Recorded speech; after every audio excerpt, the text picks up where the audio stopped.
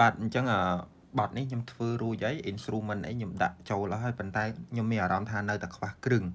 អញ្ចឹងខ្ញុំបន្ថែមគ្រឿងបន្តិចដូចចង់ស្ទើ BJ អីបន្តិចអញ្ចឹងបន្ថែម BJ បន្តិចសិន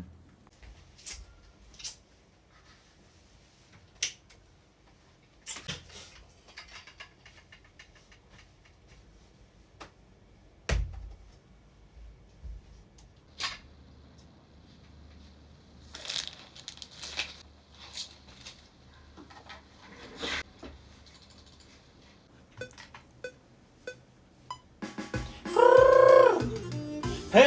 ហេហេ